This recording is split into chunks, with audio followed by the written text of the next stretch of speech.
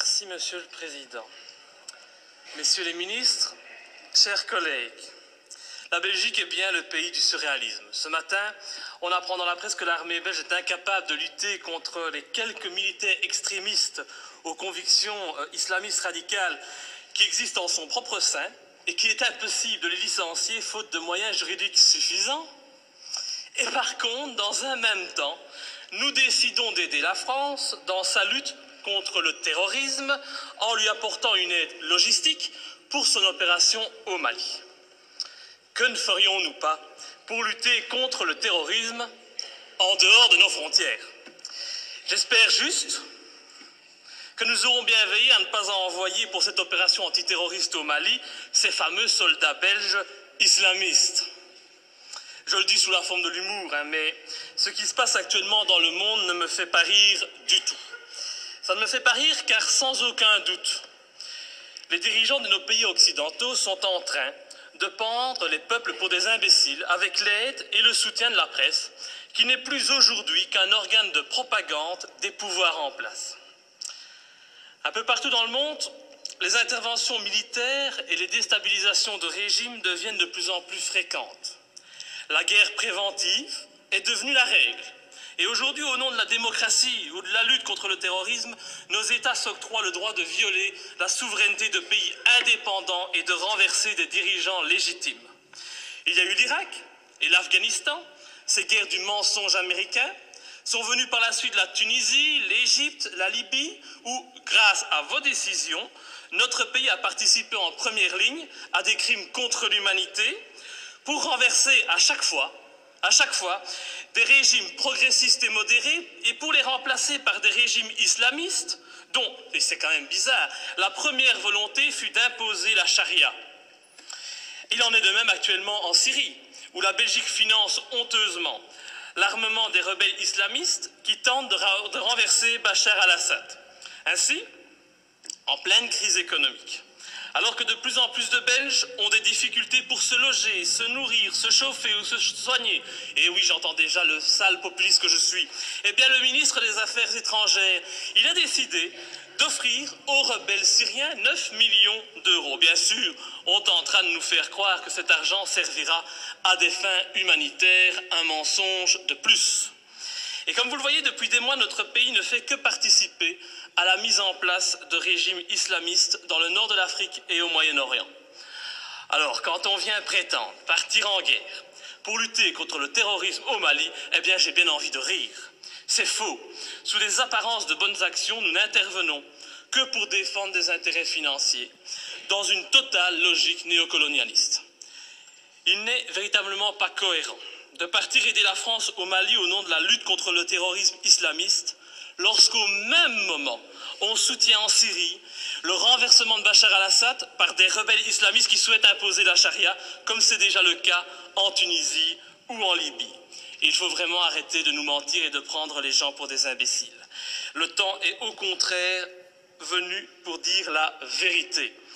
En armant les rebelles islamistes comme les Occidentaux ont auparavant armé Oussama Ben Laden, cet ami des Américains avant qu'il ne se retourne contre lui, eh bien les pays occidentaux en profitent pour implanter dans les nouveaux pays conquis des bases militaires tout en favorisant leurs entreprises nationales.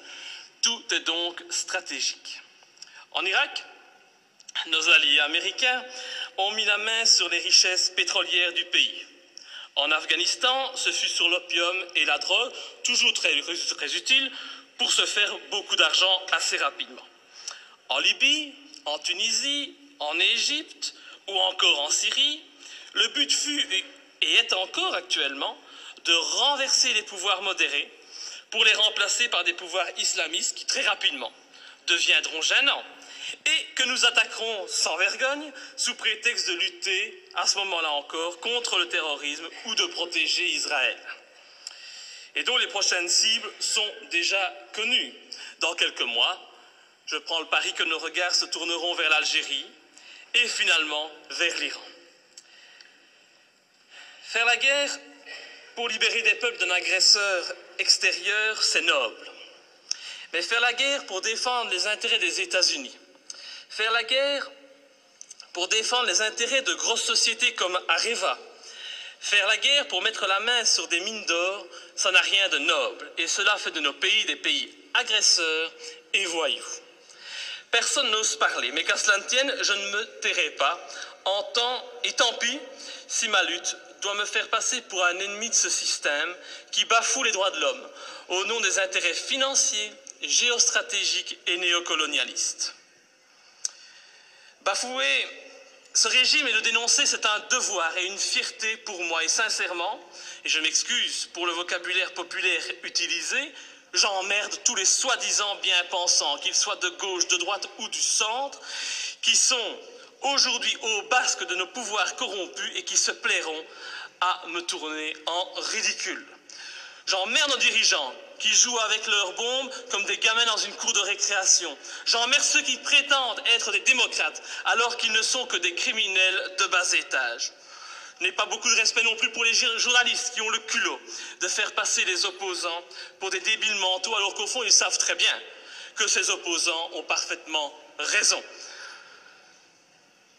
Je méprise enfin au plus haut point ceux qui se prennent pour les rois du monde et qui nous dictent leurs lois, car moi je suis du côté de la vérité, du côté de la justice, du côté de ces victimes innocentes du pognon à tout prix. Et c'est pour cette raison que j'ai décidé de m'opposer clairement à cette résolution qui envoie notre pays soutenir la France dans son opération néocolonialiste. Depuis le début de l'opération française, le mensonge est organisé. On nous dit que la France ne fait que répondre à l'appel au secours d'un président malien. On en oublierait presque que ce président n'a aucune, mais aucune légitimité et qu'il a été mis en place pour assurer la transition suite au coup d'État de mars 2012. Qui a soutenu ce coup d'État? Qui en est à la base? Pour qui travaille ce président de transition? Voilà le premier mensonge. Le président français François Hollande ose prétendre mener cette guerre pour lutter contre les djihadistes qui menacent, ils menacent, rendez-vous compte, le territoire français et européen. Mais quel vilain mensonge! En reprenant cet argument officiel, tout en profitant pour effrayer la population, en augmentant le niveau de la menace terroriste, en mettant en œuvre le plan Vigipirate, nos dirigeants et les médias font preuve d'un culot inimaginable. Comment peut-on oser sortir un tel argument alors que la France et la Belgique n'ont pas hésité à armer et soutenir les djihadistes en Libye et que ces mêmes pays continuent actuellement à soutenir ces djihadistes en Syrie?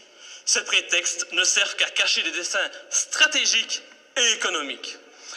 Nos pays n'ont même plus peur de l'incohérence car tout est fait pour la cacher. Mais l'incohérence est pourtant bien présente. Ce n'est pas demain que vous verrez un Malien venir commettre un attentat en Europe. Non, à moins qu'on en crée un subitement pour mieux justifier encore cette opération militaire. On a bien créé le 11 septembre pour justifier l'invasion, l'arrestation arbitraire, la torture et le massacre de populations innocentes. Alors créer un terrorisme malien, bon, ça ne doit pas être trop compliqué pour nos dirigeants sanguinaires. Un autre argument utilisé pour justifier ces derniers mois les opérations militaires, c'est la protection des droits de l'homme. Ah, cet argument est encore utilisé aujourd'hui pour justifier la guerre au Mali. Mais oui, nous devons agir, car sinon les méchants islamistes radicaux vont imposer la charia au Mali, lapider les femmes et couper les mains des voyous. Oh, c'est vrai que l'intention elle est noble, noble et salvatrice, c'est sûr. Mais pourquoi alors? Mais pourquoi, bon Dieu, nos pays ont-ils alors participé à l'accession au pouvoir en Tunisie et en Libye d'islamistes qui ont décidé d'appliquer cette charia dans ces pays qui étaient, il n'y a pas si longtemps de cela encore, modernes et progressistes? Je vous invite à demander aux jeunes Tunisiens qui sont à la base de la révolution de Tunisie s'ils sont heureux de leur situation actuelle. Tout cela, c'est de l'hypocrisie. L'objectif de cette guerre au Mali est très clair. Et puisqu'on n'en parle pas, je vais en parler. L'objectif, c'est de lutter contre la Chine et permettre à notre allié américain de maintenir sa présence en Afrique et au Moyen-Orient. C'est cela qui guide ces opérations néocolonialistes. Et vous verrez, quand l'opération militaire sera terminée, La France conservera bien entendu des bases militaires au Mali. Ces bases serviront aussi aux Américains. Et en même temps, parce que ça se passe toujours comme ça, des sociétés occidentales mettront la main sur des contrats juteux qui priveront de nouveau les pays recolonisés de leurs richesses et de leurs matières premières. Alors, soyons bien clairs, les premiers bénéficiaires de cette opération militaire, ce seront les patrons et les actionnaires du géant français Areva, qui tentent depuis des années d'obtenir l'exploitation d'une mine d'uranium à Faléa, une commune de 17 000 habitants située à 350 km de Bamako. Et je ne sais pas pourquoi, mais mon petit doigt me dit qu'il ne faudra pas longtemps pour qu'Areva puisse enfin exploiter cette mine. Je ne sais pas, c'est une impression que j'ai. Il est donc hors de question que je participe à cette colonisation minière, cette colonisation des temps modernes. Et pour ceux qui doutent de mes arguments, je les invite sincèrement à se renseigner sur les richesses du Mali. Le Mali est un grand producteur d'or, mais depuis peu, il a été désigné, comme étant un pays qui offre un environnement de classe mondiale pour l'exploitation d'uranium. Mais comme c'est bizarre, un pas de plus vers une guerre contre l'Iran, c'est une évidence. Pour toutes ces raisons, et afin de ne pas tomber dans les pièges du mensonge que l'on nous tend, j'ai décidé de ne pas soutenir cette intervention au Mali. Je voterai donc contre. Et ce faisant, je fais preuve de cohérence, puisque je n'ai jamais soutenu par le passé nos interventions criminelles en Libye ou en Syrie, me profilant de la sorte comme le seul parlementaire de ce pays à défendre la non-ingérence et la lutte contre les intérêts obscurs. Je pense vraiment qu'il est grand temps de mettre un terme à notre participation à l'ONU ou à l'OTAN et de sortir de l'Union européenne si cette Europe, au lieu d'être un gage de paix, devient une arme d'attaque et de déstabilisation de pays souverains aux mains d'intérêts financiers et non plus humanistes. Enfin, je ne peux qu'encourager notre gouvernement à rappeler au président Hollande les obligations qui résultent de la Convention de Genève en matière de respect des prisonniers de guerre. J'ai en effet été outré d'entendre à la télévision, de la bouche du président français, que son intention était de détruire, je dis bien détruire, les terroristes islamistes. Alors je ne voudrais pas que la qualification utilisée pour nommer les opposants au régime malien, c'est toujours pratique aujourd'hui de parler de terroristes islamistes, soit utilisée pour contourner les obligations de tout État démocratique en matière de respect des droits des prisonniers de guerre. Nous attendons un tel respect de la patrie des droits de l'homme. Enfin, et pour terminer, permettez-moi de souligner la légèreté avec laquelle nous décidons de partir en guerre. Tout d'abord, le gouvernement agit sans la moindre autorisation du Parlement, il paraît qu'il en a le droit.